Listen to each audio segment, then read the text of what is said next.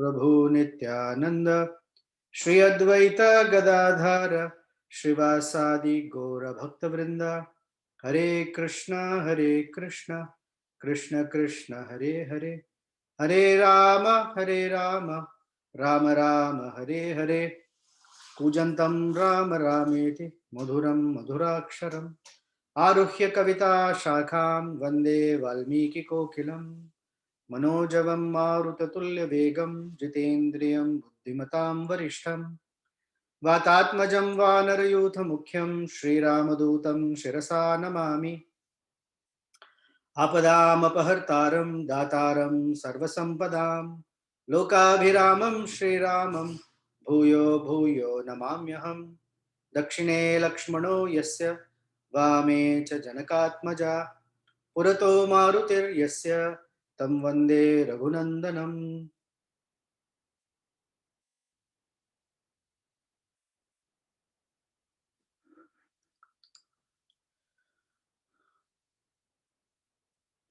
So I'm happy to be back with all of you. Thank you, Shamakund Prabhu, for taking care of class last week. I delighted in the, as I told you, I delighted in the connections between what's happening in Ramayana with Srimad Bhagavatam and Chaitanya Charitamrita, and the reading of certain specific verses that sort of bring out the life for us in that particular section, which are important. Thank you. So we'll continue from chapter 47 in Aranya Kanda. This is a conversation between Sita and Ravana, as we've been hearing. So I'm going to go a little bit back again and read through some verses. But I want to begin with highlighting a stark difference between Sita Devi's introduction of herself and Ravana's introduction of himself. And this is important because what's one's consciousness usually comes in one's words. And especially in certain critical moments, that's when, the real words come out. Otherwise, most people are quite expert at feeling one thing, thinking one thing else, but speaking something else. And the definition of saralata or simplicity is when thoughts, words, and actions are the same. One who's duplicitous, or the quality of duplicity is that one may think one thing, one may speak something else, but do something very different.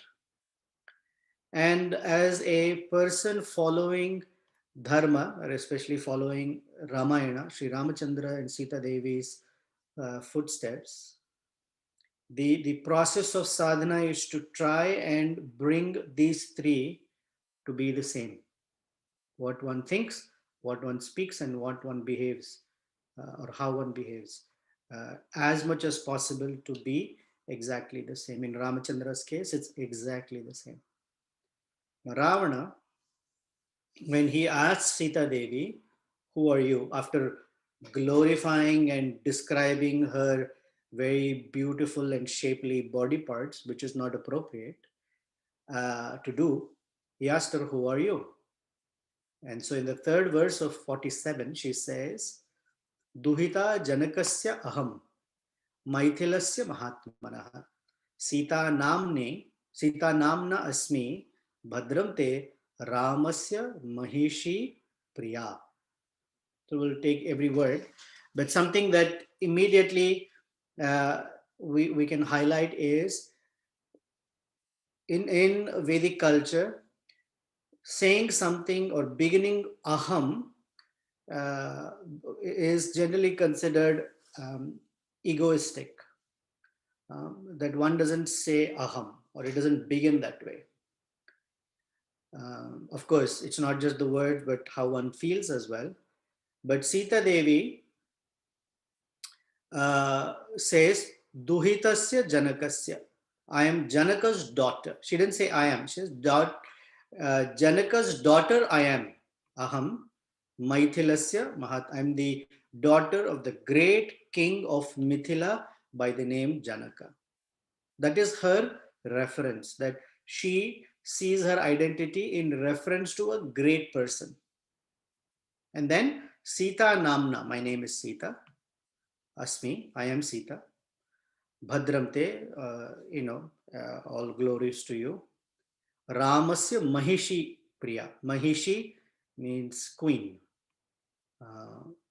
Priya, favorite. Now, or dear queen of Rama. When she asks him, please give me your introduction, he says, Yena Vitrasita Lokaha, by who the entire world is put into distress. Sadeva Asura Manushaha. It can be the Devas, it can be the Asuras, it can be the human beings. They're all put into distress. By whom? Aham Saharavano Nama Site Raksho Ganeshwaraha.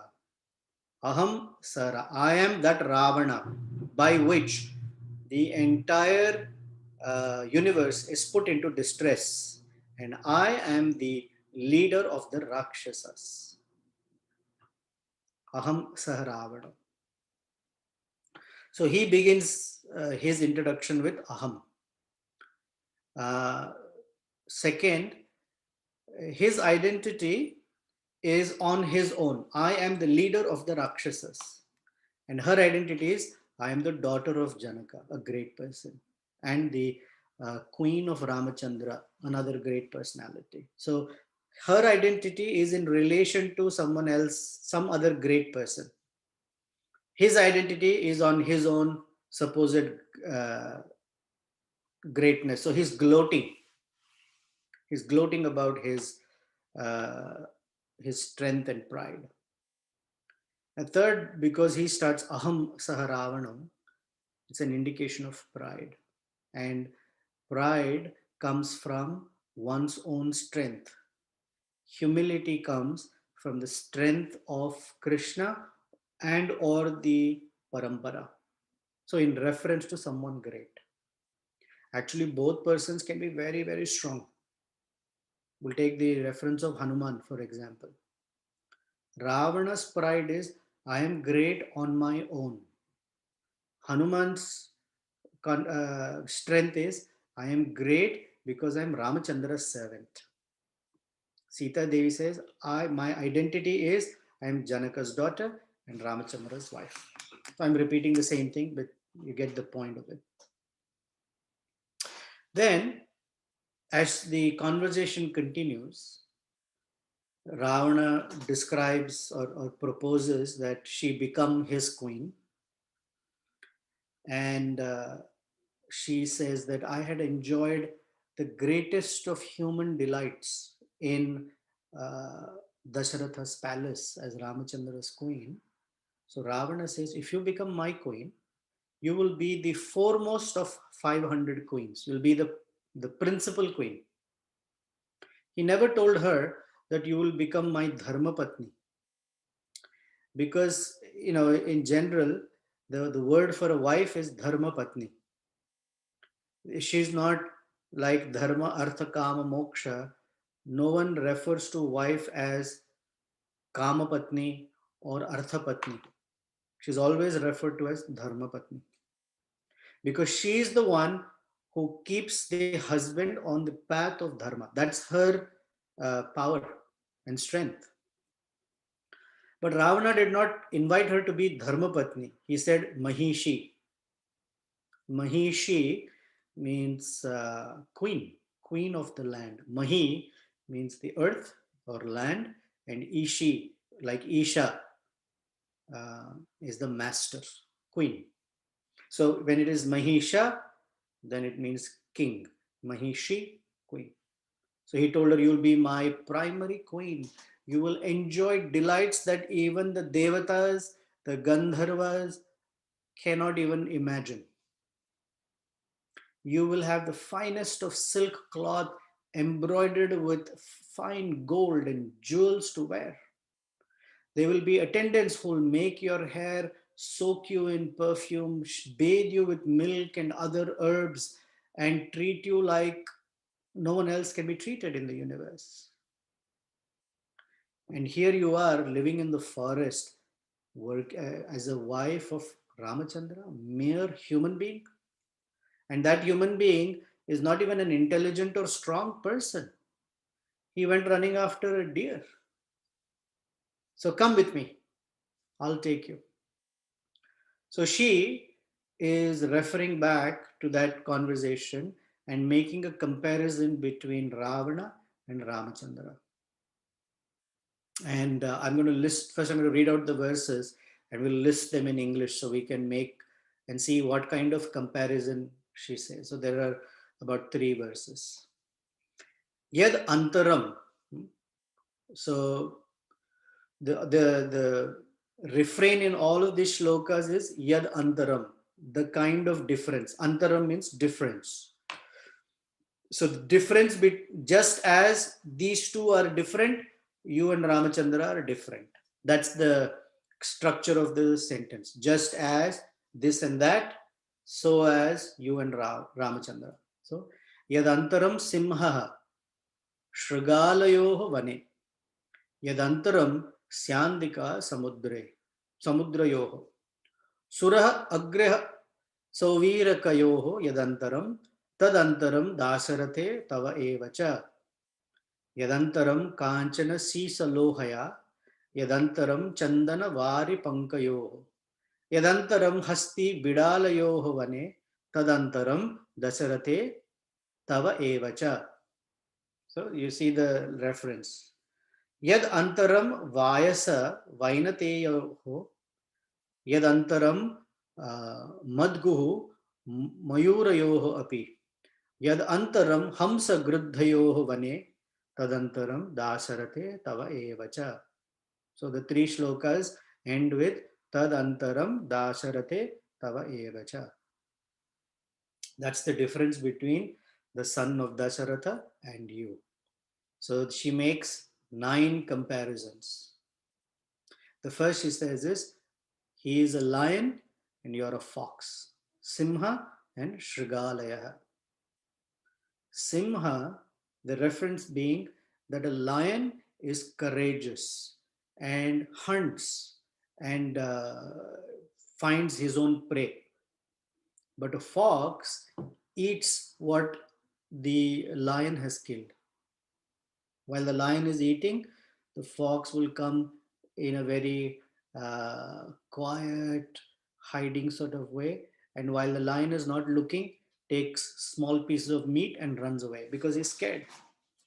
So she's telling him, you are unable to face that lion like Ramachandra. So when he's away, like a fox, you're coming sly, in a sly way, and stealing from that lion. Then she says, ocean versus a rivulet, a small stream. Both contain water. Samudra and Syandandika. I'm sorry, Syandanika. So Syandanika is a very uncommon Sanskrit word apparently that only Valmiki uses, but it means a small stream. A small stream versus an ocean, because an ocean contains massive quantities of water and a stream does not. A stream is very thin. A stream cannot drown a person, but an ocean can. An ocean gives shelter to many living entities. A stream may not be able to. So she's comparing in terms of qualities. He's magnanimous like an ocean. It's deep and grave like an ocean. You are very shallow. Then she says, Sura Agrya. He is like this fine nectar. And you are Savirakaya, like some sour liquor, something that is badly fermented and smelly. One enjoys, the other becomes intoxicated. When the demigods drank the sura that came from the yagya, they got the name Sura. And those who did not, the sons of Diti, did not drink that nectar, they got the name Asura, one who did not have that Sura. So there's a difference. He is divine and you're demonic. Then she says, the difference between you and, or between Ramachandra and you, is that he is gold, Kanchana, and you are nothing but iron or lead, Sisha Loha. Now, there are uses for iron, but one doesn't wear jewelry of iron. One doesn't keep iron in their safe in a cupboard. Gold, yes.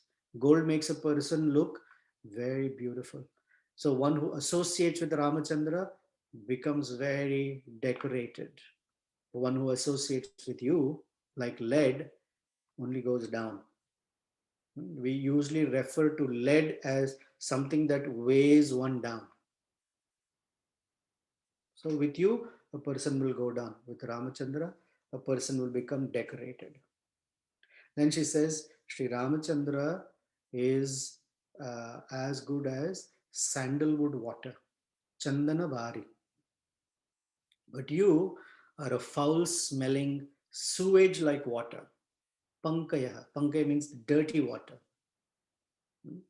So when someone smells Chandana, sandalwood, one is drawn to it. When one smells sewage, one is repelled by it. So you're repulsive, he is very attractive.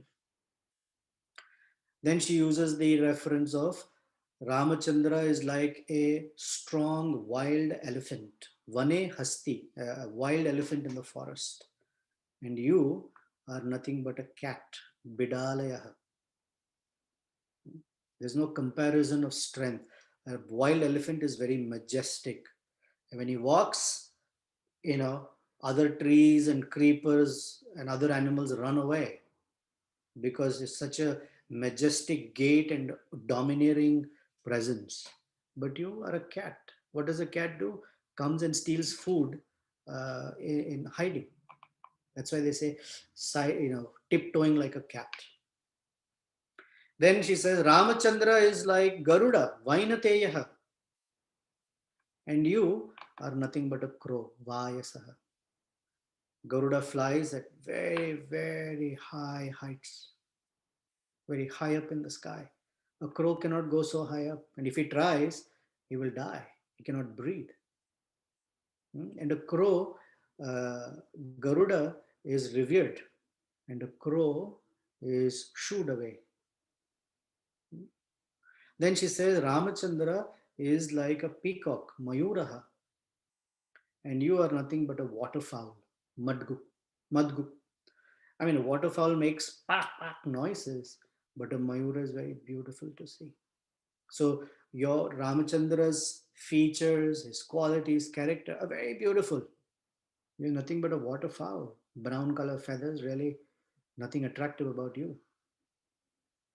And finally, Sri Ramachandra is like Hamsa. He's a swan, has divine qualities, very calm, pleasing, soothing to gaze upon.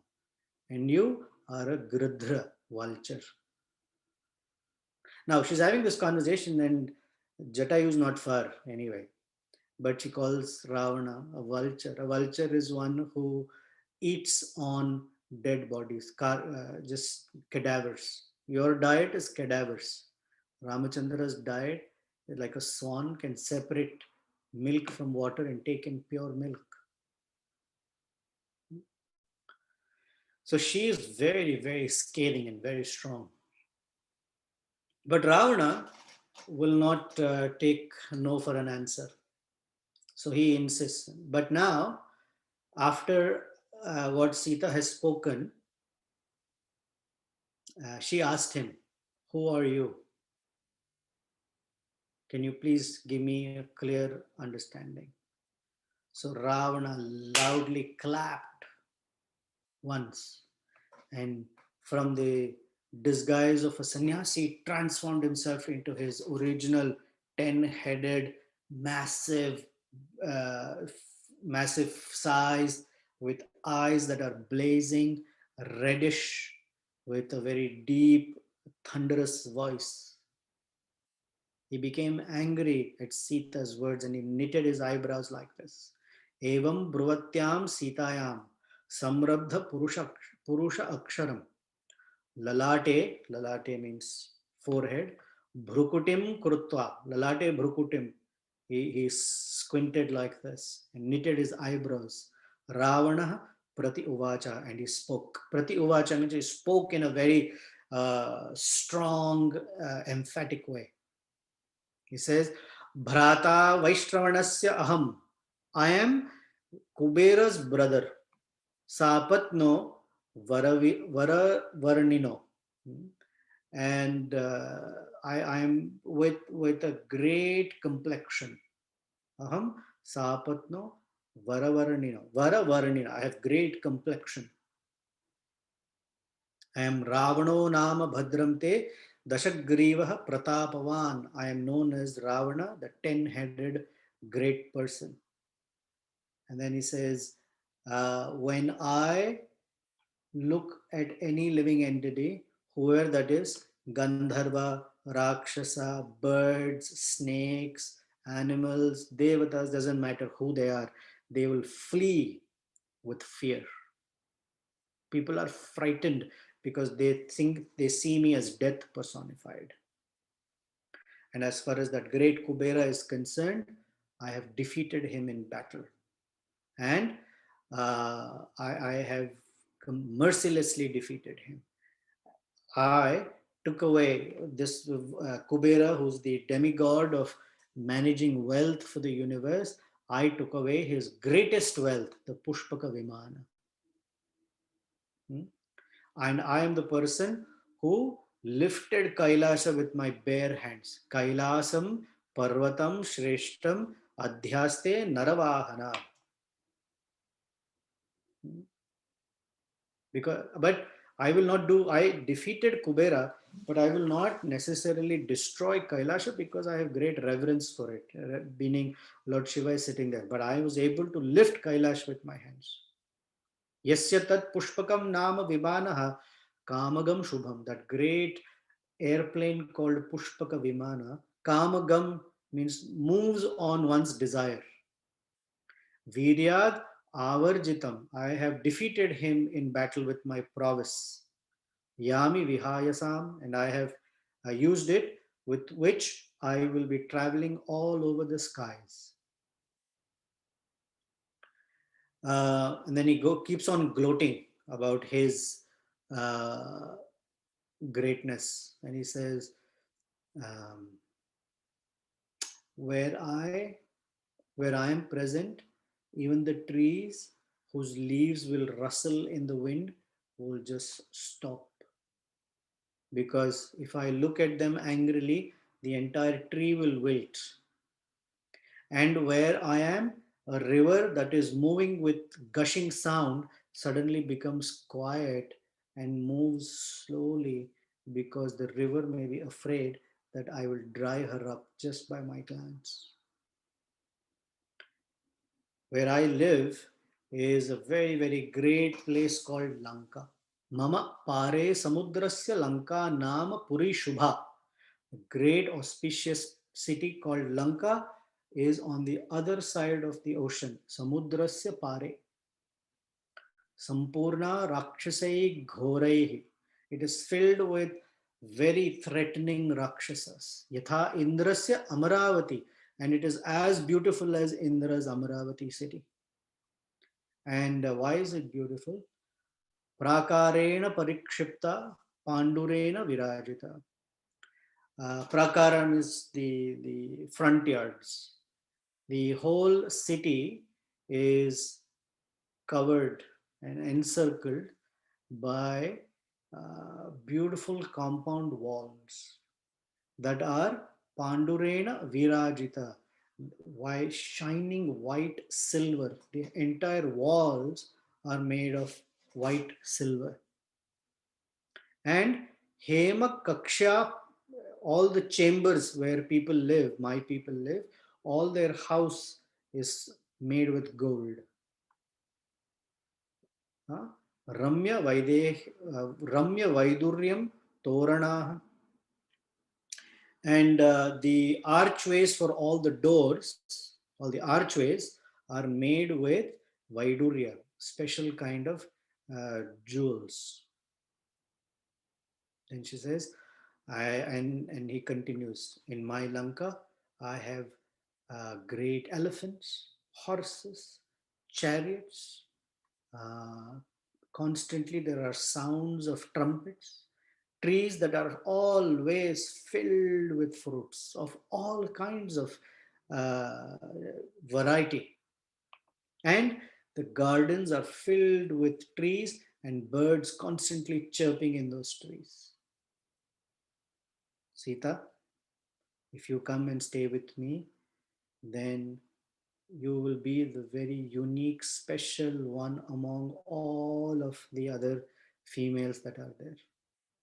You can enjoy like delights that are uncommon. Why are you wasting time with this useless person called Ramachandra? Tena kim bhrashta rajyena ramena gatachetasa. Why are you uh, why are you living with someone who's been kicked out of his kingdom? Rajyena bhrashta kim gataha. Why? And gata chetasa, his mind is not strong.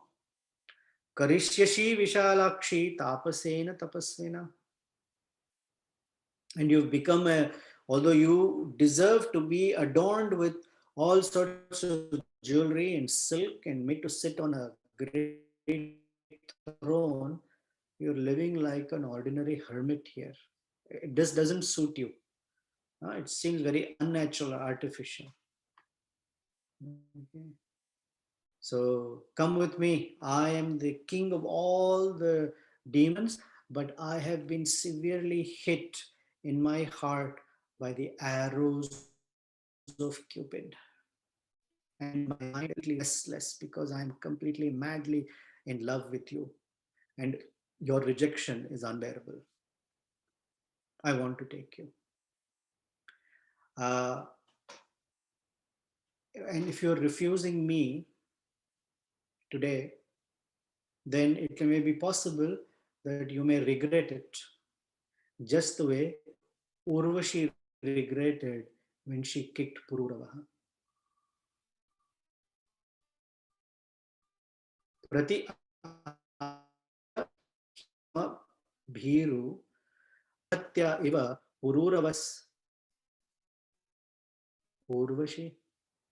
The story, if you go back to ninth canto, can you hear me? I got a notification that my internet connection is unstable. You can hear me, right? Yes, Prabhu, we can. So the story in ninth canto doesn't give the detail of Urvashi kicking Pururava, but the story is, uh, let's go back to how Urvashi was born in the first place. So once Lord Vishnu, I think in the form of Naranarayana Rishi, or once Lord Vishnu was accosted by the great heavenly damsels Apsaras, Menaka, Rambha, Tilottama, etc. And they thought that uh, their beauty can disturb Naranarayana Rishi's meditation, like Menaka could disturb Vishwamitras, and these heavenly ladies are given assignments, sometimes deputation instead of online. They have to go to remote locations and disturb great sages, because that is the test the demigods put to these sages to see if they have overcome their anger and lust. And many of them fail. It's very difficult. But when they tested Naranarayana Rishi, instead of he becoming disturbed from his thighs, he created a woman who's even more beautiful than any of them. And because she was generated from his thighs, she got the name Urvashi, one who came from the Uru, the thighs. So this Urvashi fell in love with Pururava. And Pururava left his kingdom and only enjoyed and dallied with her for a very, very long time. And one day she left. He was so sad that he could not think, he could not eat, he could not sleep. And then he met her in Kurukshetra again. And he begged her, please stay with me. So she told him she will only spend one night of a year or something. I forget the ninth canto reference, but only one night in a very long time. So very infrequently. And he agreed to it. And one day, uh, she kicked him apparently. It's in some other Purana, at least Ravana is referring to it. And Pururava then left. He suddenly awakened and said, what am I doing? What am I wasting my life in such sensual gratification and wallowing and just losing the aim of life? And so he went away. And Urvashi was left uh, regretting the loss of that company of Pururava. But she had kicked him apparently. So he's telling Sita, just the way Urvashi regretted when Pururavas left, similarly, you might regret once I leave from here. Of course, he's not leaving without her. And then he says, as far as Ramachandra is concerned, he's only a mere human being. He's not even equal to a finger of mine. Angulya na samo. Angulya na samo is not even equal to a finger of mine. Ramo mama yuddhe sa manushaha. In battle, he can't face off with me. Tava bhagyena samprapta bhajasva varavarnini. Oh, Sita of the greatest complexion and charm, it is your good fortune. We have met by providential arrangement, and so you should come with me. And when he spoke like this, she became very angry. Krudha Sankrita Lochana. Samrakta Lochana. Sita Devi, who never becomes angry, became very angry and her eyes became bloodshot. And so Sita Devi warned Ravana. Listen, Ravana, the direction you're going in is very, very dangerous for you. You are behaving in a way that doesn't fit you. On the one hand, you say you are Kubera's brother. How come? Kubera's good association never took any effect on you. How can you be the brother of such a great person and not get even little bit of good quality from him? And the kind of sensual discontrol that you have absolutely no control. How can you be a king? You know, uh, and you say that you will be the reason for all other good persons in your kingdom also to die. You know, it may be possible that Indra's wife, Sachi Devi, can be kidnapped. It is possible. But it is not possible for Ramachandra's wife to be taken away like that. Only if you desire your death, you would even think of something so stupid to do, which means you are knowingly inviting death. Uh, Saying this, um, when Ravana heard this, Ravana became very, very angry. And this is where he clapped very loudly. Sorry.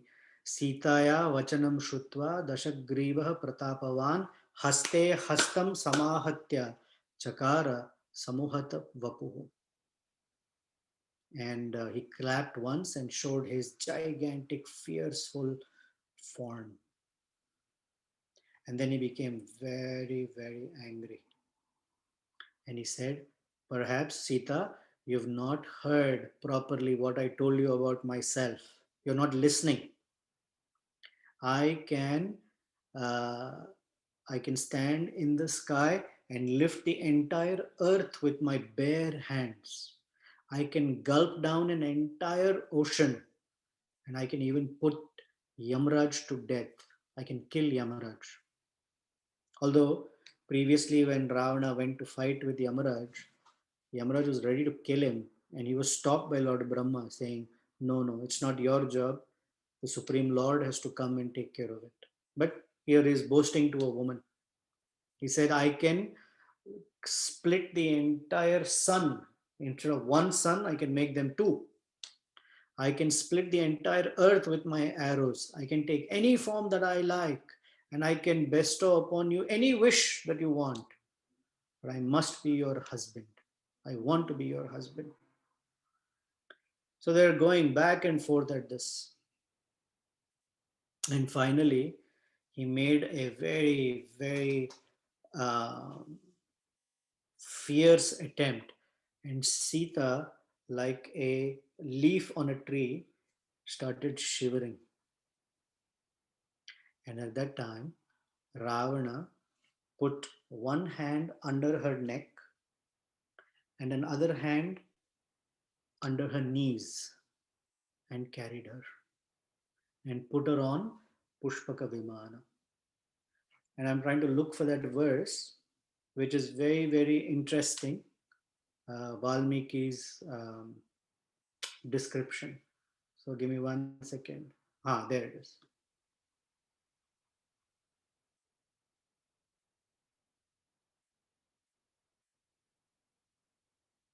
Okay.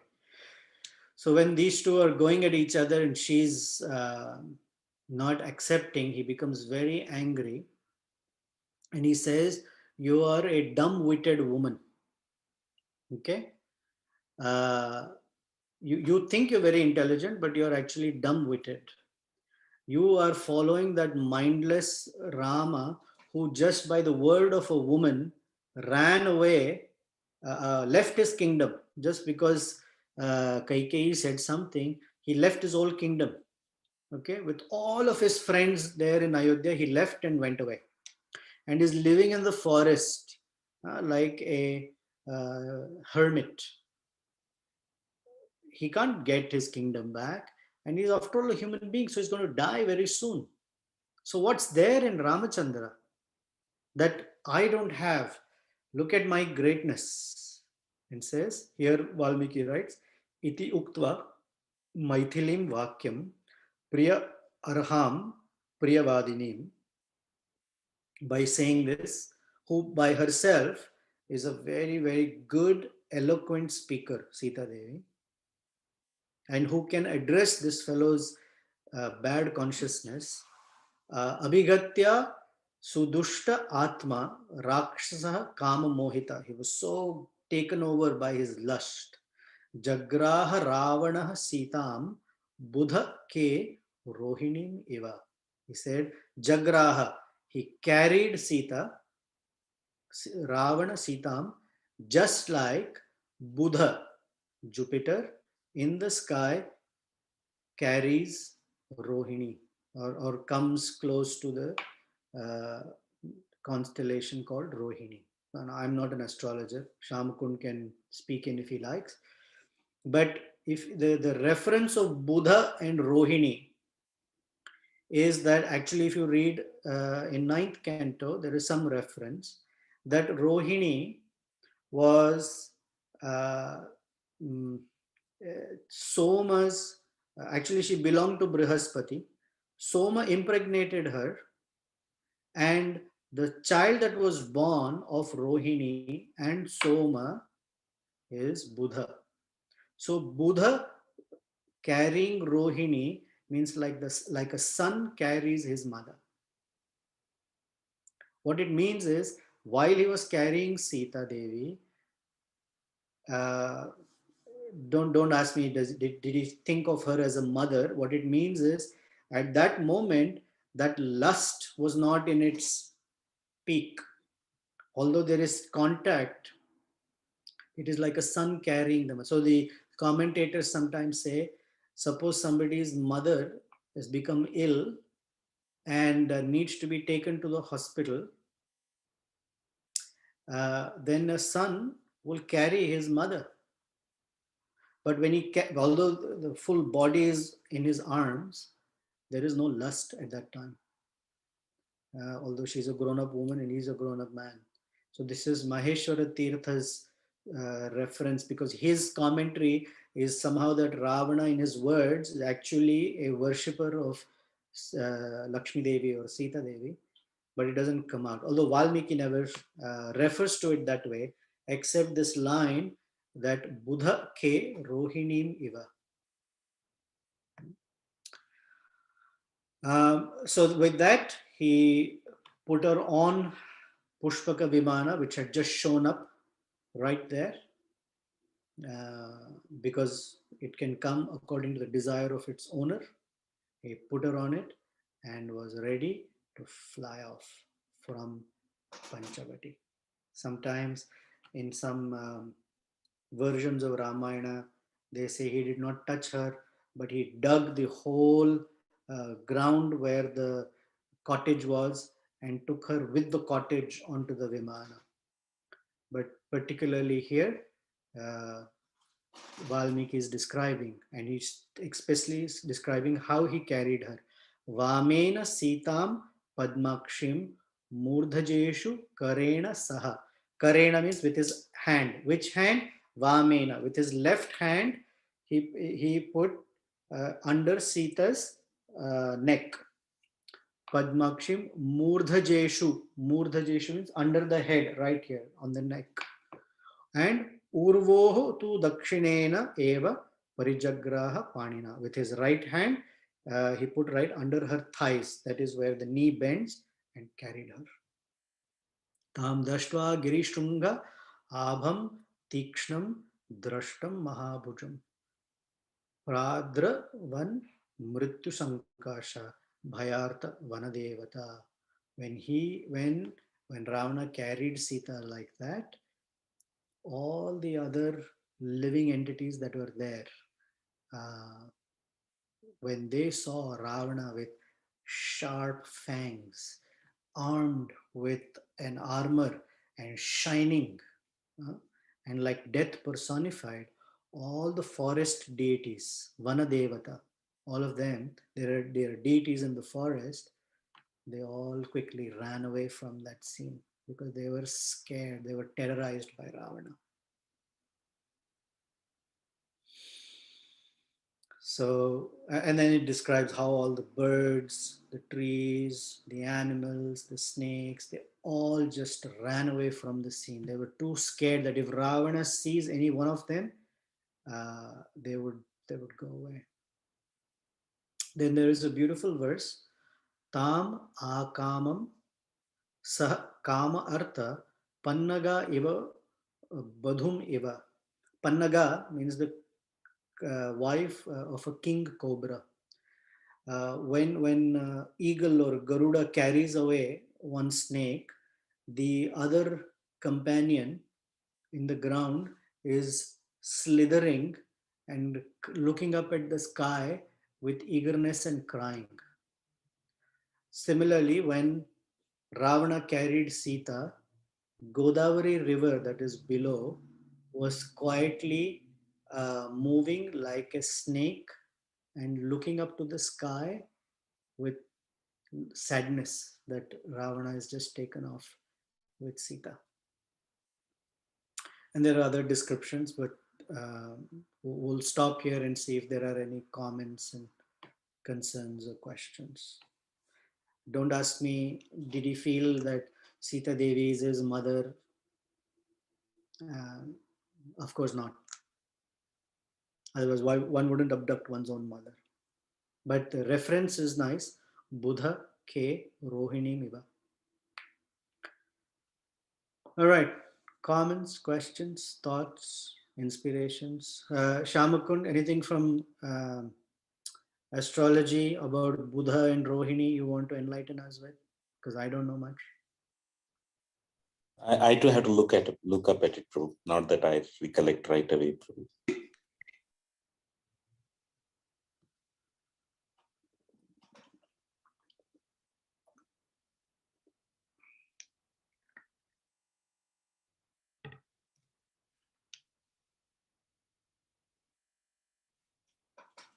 Hare Krishna, Prabhuji.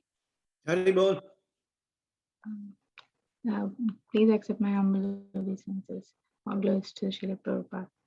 So, Prabhuji, once you told that Sita Devi is like very strong. She even moved the bow. Now she can easily could defend herself when Ravana did that, like tried to take her away. So, but because this pastime to happen, she let herself. Yeah, she did not like defend herself. Is that how we should understand? There are a couple of reasons. One, when Hanuman reaches Lanka and meets Sita Devi, he tells her, "You can sit on my back, and immediately I can fly back to Ramachandra and unite you."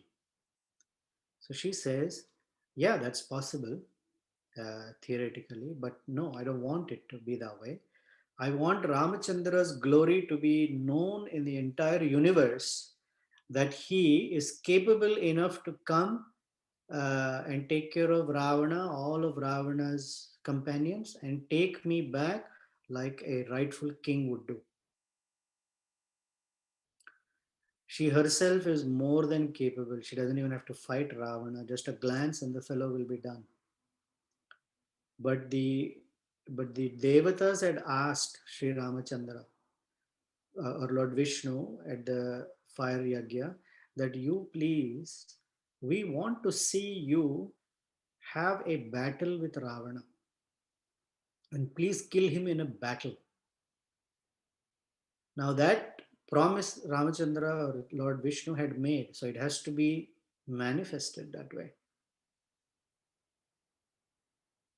And she will not take away the glory from Ramachandra. And she is the one who's actually unfolding the entire pastime for Ravana's end. Thank you, Prabhuji. If she I kills, think another reason, even more glorious, if she kills Ravana in Janasthan, yes, Ravana is dead. But what about all the other Rakshasis and persons in Lanka? They should also get her association. So she's going to go to Lanka and give them her association. thank you, Prabhuji. I That is think her so. kindness. Sorry, you were saying something. Yeah, that is her kindness and mercy, that she will go to Lanka, put herself in distress simply to give association to Ravana's followers. Thank you, Prabhuji. I think so many of our people in India, they don't, they didn't see this side of the um, story of why, how Sita had tried to be a part of this.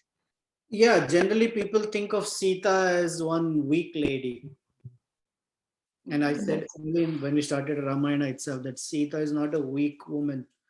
In fact, we all should pray to be, instead of we standing and advocating for Sita, we should ask her to become our advocate. yeah, yes, Prabhuji. And one more thing came to my mind is like in one of the princess stories, we hear like I don't know if you know, but there is a Rapunzel story where the prince comes and rescues the princess, and but later, recent versions came that princess has to be, strong enough to defend herself. The girl always have to be trained in such a way that not wait for prince to come and rescue. There's some stories coming up like that too. So I was thinking how you uh, what your opinion on it. Like we have to train girls in such a way that Why not? they have to defend. Why not? See, in Sita Devi's case, she's not helpless, but I don't have a problem. Girls should be as equipped with strength as men are. Nothing wrong with that. But not compared to Sita. You should not think Sita is helpless. She, Yes, Prabhuji. Yeah, I hope all people in India, they get awareness about this side of the story. Thank you.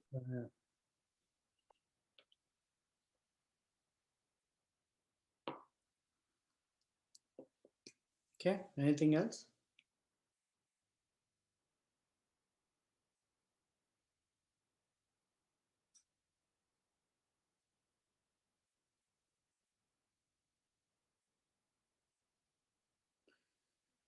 Okay, everyone's quiet. Good. Prabhu, would you like to continue further? A few more verses. I can finish the chapter. Yes, Prabhu.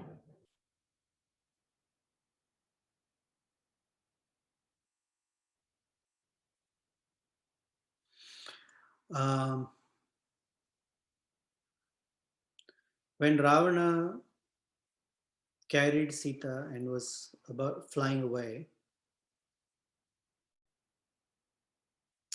Sita Devi started loudly crying and was calling out. She became very hysterical and in a frenzy, loudly, interestingly, the first words out of her mouth when she is being abducted are Ha Lakshmana Mahabaho Guruchitta Prasadakaha Hriyamanam Janishu Janishe Rakshasa Kamarupina. She says, Ha, oh Lakshmana, Mahabaho, the person with very, very strong arms. Guru Chitta Prasadaka, one who can make his Guru very pleased. Because that's what Lakshmana did. He considered Sri Ramachandra his Guru. And so Guru Chitta Prasadaka, you can make your, and that's a great title. If any one of us can please our spiritual master, I mean, that's fantastic. So she says, Ha Lakshmana Mahabahu Guru Chitta Prasadaka Hriyamanam na Janishe. You don't know that I am being kidnapped. Na Janishe. By who? Rakshasa Kamarupina. By this Rakshasa who can change his form at will. So first she called to Lakshmana. And the reason she called to Lakshmana first was, there are multiple reasons. One, Ramachandra was far away. Lakshmana had just left. So by calling out Lakshmana, her understanding is it's easier. He may be around and he will hear me. So that's more from a logical perspective, that she's thinking Lakshmana is closer, Ramachandra is far away. Second, a more inner or hidden meaning or deeper meaning is she recognizes that she's being abducted because of the little skirmish between her and Lakshmana. She spoke in a way that was very, very harsh for Lakshmana. And as soon as Lakshmana turned away, Ravana showed up. So Ha Lakshmana is her first way of, in her heart, she's recognizing that this has happened because of what she spoke to Lakshmana. Then she says, Jivitum sukham artham cha dharma hetoho parityajyan. Ramachandra. And then she says, Hriyamana adharmena mama raghava napashyasi. O Ramachandra, you're not seeing that I am being taken away. And you are such a person who has given up sukham artham cha dharmam heto. For the sake of dharma, you gave up your royal happiness and delights and wealth, everything. And you're living just for the sake of dharma. And you're not able to see that I am being kidnapped. Nanu nama avanitanam vineta asi parantapa katham evam vidham papam natvam shasasi hiravanam.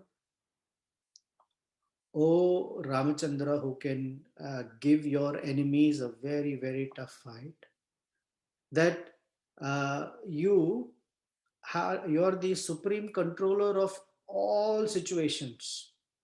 And so I'm wondering, how come you're not controlling this sinful Ravana?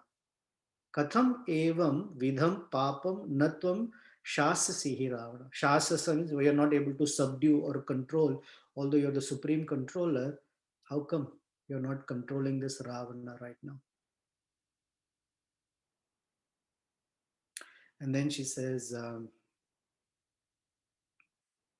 then she looks at Ravana and she says, Nanu sadyo avanitasya drushyate karmanah phalam.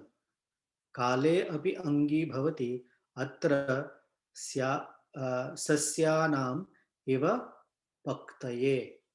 She says that the results of karma sometimes don't come immediately. They come after a while. Just like if you take crop and you grow rice, that rice that is fully ripe on the stem of the rice stalk does not become food until much later. So she's telling Ravana, don't think that just because something is not happening right now, you will not pay for it. The karmic laws, the fruit of karma will come for sure, even if it comes later.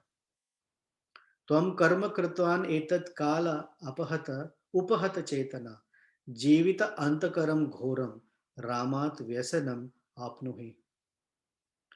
This feature or factor of time has completely apahata chetasa, that Krishna says in 7th chapter. uh, Apaharata chetasa, those whose intelligence has been stolen away. This is your intelligence has been stolen away, and you have done something very illegal and immoral, and for that your life will end in the hands of Ramachandra. So she's making a prophetic statement. And then she says, a honest wife is one who only is completely in honesty with her husband. And I, being the wife of Ramachandra, I am such a person. And it seems today that Kaikeyi's wish has come to becoming true. She's talking to herself. Idanim sakamatu Kaikeya bandhavai saha. Kaikeyi wanted Ramachandra to go to the forest and face all the challenges in a forest. So today, Kaikeyi's intention has come true. Of course, on the external level, that's true. The hidden meaning that Kaikeyi was used as an instrument for Ramachandra to go to the forest. So the words spoken by Kaikeyi are taking fruit now that Ravana is now in the scene. Up until 13 years, Ravana was nowhere to be seen. And then she is now begging to all the trees who are witnesses there. Amantraye janasthanam karnikaram cha pushpidam kshipram ramaya samsadhvam sitam harati ravana. So these karnikara trees in Janasthana that are full with flowers, she is telling them, please, when you see Ramachandra, tell him that Sita was abducted by Ravana. Then she's praying to, or calling out to the swans that are all there. Hamsa Sarasa. Sarasa are the water birds or waterfowls. Hamsa Sarasa Sanghrushtam. Vande Godavarim Nadim. Kshipram Ramaya Shamsatvam Sitam Harati Ravana. O swans, O birds, O Godavari river, please convey to Ramachandra that Sita has been abducted by Ravana. Then दैवतानि च यान्ति अस्मि वने विदिते पादपे नमस्करोमि अहं तेभ्यो भर्तु संसत माम hritam. Devatani, all the different forest deities and gods or demigods or subordinate demigods who are overseeing and controlling the forests, all of you, and Padape, Vividha Padape, all the different trees that are there. Namaskaromi I'm begging you, I'm praying to you. Please let Ramachandra know that my husband know that I have been kidnapped. Then yani kanichit api atra satvani nivasanti uta sarvani sharanam yami mriga pakshi ganan api. And all the other living beings who are living on the ground or below the ground, and the birds, sarvani sharanam yami mriga pakshi, the deer, animals, other kinds of animals, the birds, different kinds, the groups and flocks of birds, I pray to you, sharanam yami, I'm seeking your shelter. Please let Ramachandra know.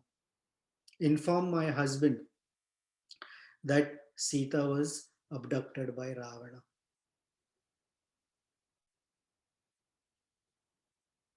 And she says, if Ramachandra comes to know, and even if I'm taken away to the heavenly realms or to the nether world where Yamaraj lives, that mighty Ramachandra will bring me back. In fact, he will even face off, if necessary, any of the demigods, even Yamaraj if required. And she prayed, but there was no response from anyone. At that time, Sa tada karuna vacho, when she was wailing and crying, seeking everyone's compassion that someone can help him. Vilapanti sudukhita. Vilapanti means she was disturbed in her sadness. Vanaspati gatam gridram dadarsha ayata lochana. At that time, somebody saw her, and that is Jatayu. Gridram Dadarsha. Jatayu saw. He was perched on a tree and he saw. And when he saw her, he loudly shrieked and got Ravana's attention. And when he came there, Sita appealed to Jatayu. Jatayo Pashya Mama Arya Khriyamanam Anathavat Anena Rakshasendra Karunam Anena Rakshasena Karunam Papa Karmana. I am being helplessly carried away by this very sinful fellow Ravana. Jatayo Pashya Mama Arya. Oh, fatherly Jatayu, please see, I have become orphaned. And then she tells him, and this is her compassion. She warns Jatayu, please don't fight Ravana. Na esha varayutum shakya tvaya kruro nishachara sattvavan jitakashi sacha ayudha chaiva durmati. This fellow's mind is very, very polluted. You are very old in age. I don't think it's good idea for you to fight with him. So even in her distress, she does not want Jatayu to die. She didn't say, it's okay, Jatayu, try it out, somehow. She says, in fact, please narrate this episode to Ramachandra soon. Ramaya tu yatha tattvam Jatayo haranam mama Lakshmanaya cha tat sarvam akhyatakyam asheshataha. Please tell Ravana Ramachandra and Lakshmana the entire story of how Ravana is kidnapping me. And with that ends chapter 49. So next time we will have the wonderful association of Jatayu and his service to Sita Devi and Sri Ramachandra. Any questions, comments, or should we bid goodbye and see each other next week? Hare Krishna, Dharmat Pranam, Prabhuji. Prabhuji, you mentioned that Mother Sita said that I am being abducted and now I am being orphaned. So why did she mention I am being orphaned? Because she sees Jatayu like a father figure. Jatayu is a close friend of Dasharatha. Dasharatha is father-in-law. So she saw Jatayu as a senior father figure. And because she's being carried away from Jatayu and Jatayu's protection, she's calling herself as orphaned, one who is being separated from her father. Yes, thank you, Prabhuji. You're welcome. Hare Krishna, Prabhu. Please ask. Kirti, I can't hear your voice. I'm assuming it's you. Yes, Prabhuji. Sorry. Is it clear now? Oh, yeah. Prabhuji, when Sita was being abducted, she said, um,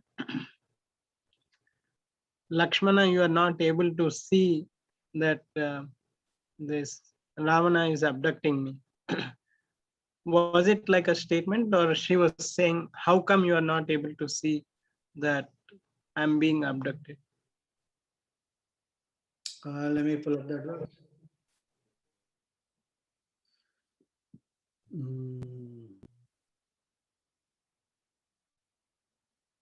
Ha Lakshmana Mahabaho Guru Chitta Prasadaka Hriyamanam na Janishe. You do not know. You're not aware. You're not aware because you're running in that direction looking for Ramachandra. So you're not aware that Ravana is carrying me away. So there is no wondering there, like how come you are not aware that Ravana is abducting? Na Janishe Rakshasa Kamarupi. Na Janishe. You don't know. Okay.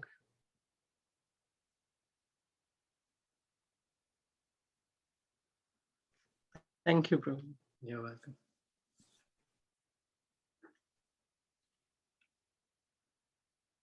It is interesting that she didn't take Lord Rama's name, although she took Lakshmana's name first, and then she made an appeal to Jatayu. Yeah, She didn't. Ramachandra next. Lakshmana first, Ramachandra next. She made an appeal to Rama also. Yeah. Next verse is for Ramachandra. Okay. She says, Jivitam Sukham Artham Cha Dharma Heto Parityajan Hriyamanam Adharmena Mama Raghava Na Pashyasi. Lakshmana, you do not know. Ramachandra, you cannot see because you're far away. Oh. Thank you, Prabhu.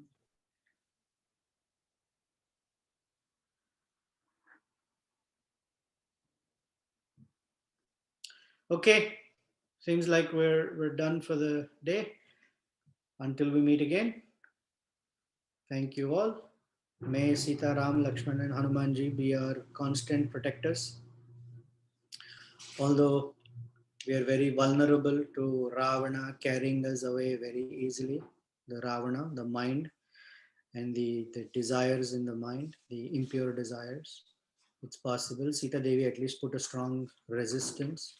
Some of us may not have such resistance, but yet by the great association of saintly persons like Jatayu who may come and protect us or help us out, or Lakshmana in the form of the spiritual master.